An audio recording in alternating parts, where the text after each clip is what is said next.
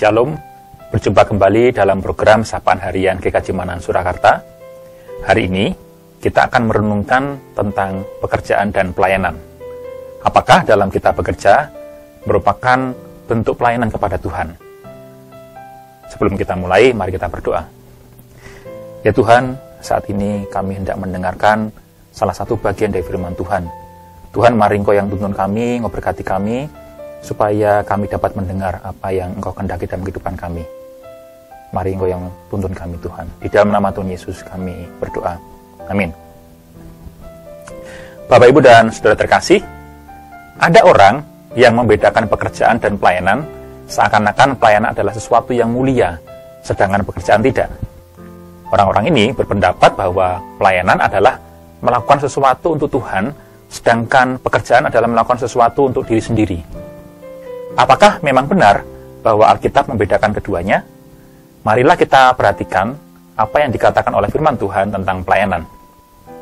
Yang pertama, kita baca di dalam Kolose 3 ayat 17 dan 23. Dan segala sesuatu yang kamu lakukan dengan perkataan atau perbuatan, lakukanlah semuanya itu dalam nama Tuhan Yesus, sambil mengucap syukur oleh Dia kepada Allah Bapa kita. Apapun juga yang kamu perbuatlah dengan segenap hatimu, seperti untuk Tuhan dan bukan untuk manusia. Sesungguhnya, di dalam Alkitab tidak ada definisi pelayanan itu sendiri. Sebaliknya, firman Tuhan memanggil kita untuk melakukan semuanya untuk Tuhan. Dan Tuhan tidak memisah-misahkan jenis pekerjaan, seolah-olah ada yang lebih mulia dari yang lainnya.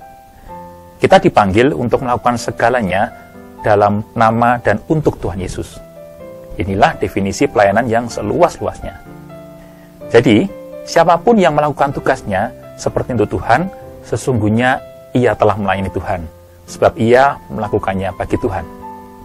Yang kedua, berdasarkan definisi dari pelayanan Kolose tadi, dapat pula kita simpulkan bahwa bagi Tuhan, yang terpenting bukanlah apa yang dilakukan, melainkan bagaimana melakukannya. Firman Tuhan dengan jelas memerintahkan kita untuk melakukannya dengan segenap hatimu dan dengan sikap bersyukur. Ini adalah bentuk pelayanan kita kepadanya.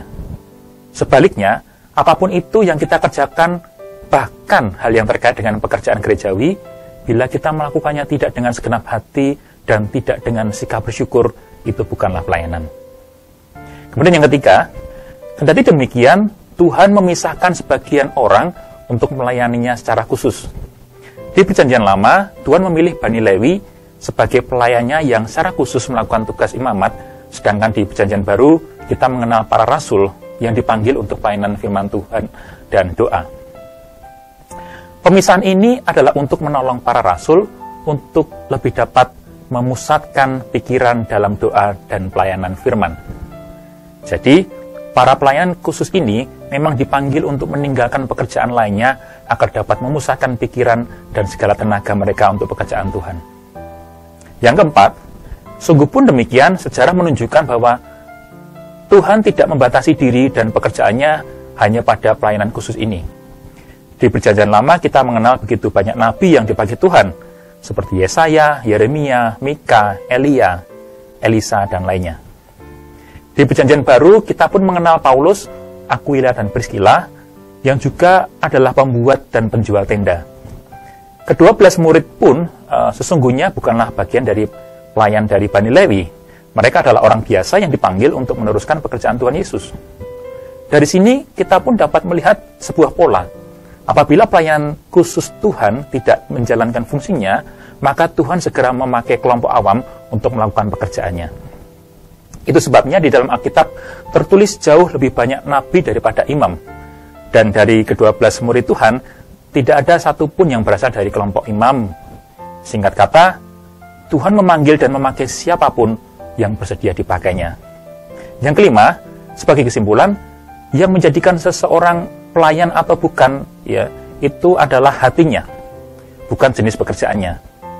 Jadi pertanyaannya adalah, apakah kita memiliki sikap sebagai pelayan ataukah tidak? Kendati pekerjaan tampak rohani, namun apabila ia tidak memiliki sikap sebagai pelayan, ia bukanlah seorang pelayan Tuhan. Dan yang menjadikan suatu pekerjaan sebagai pelayanan itu bukan yang dikerjakannya, melainkan bagaimana dan untuk siapakah ia melakukannya. Oleh sebab itu, bersukacitalah dan bersyukur atas apa yang telah Tuhan karuniakan kepada kita. Jangan merasa ada yang kurang bila kita belum terlihat dalam tindakan-tindakan yang kerap diasosiasikan dengan pelayanan. Ingat, salah satu contoh pelayanan yang pernah diceritakan Tuhan di dalam perumpamaannya adalah kisah orang Samaria yang baik hati. Ia bukan imam dan Lewi, bahkan ia pun bukan orang dari bangsa pilihan Tuhan. Ia hanyalah seorang Samaria yang baik hati dan bersikap melayani. Dalam hal ini, ia telah melayani Tuhan. Bagaimana dengan kita? Apakah kita sudah dengan rendah hati melayani Tuhan dengan apapun pekerjaan kita? Jadilah berkat dimanapun kita ditempatkan dan kerjakan dengan sungguh-sungguh apapun pekerjaan kita. Dan ingat dalam Kolose 3 ayat 23 tadi, ya, apapun juga yang kamu perbuat, perbuatlah dengan segenap hatimu seperti untuk Tuhan dan bukan untuk manusia. Dengan demikian, kita sudah melayani Tuhan dengan apa yang ada pada kita. Demikianlah renungan pada hari ini. Semoga kita dimampukan untuk dapat menjadi pelayan Tuhan dalam apapun pekerjaan Tuhan. Di samping juga ikut memberikan dukungan bagi orang yang memberikan pelayanan penuh waktu. Kiranya Tuhan menolong kita semua. Amin.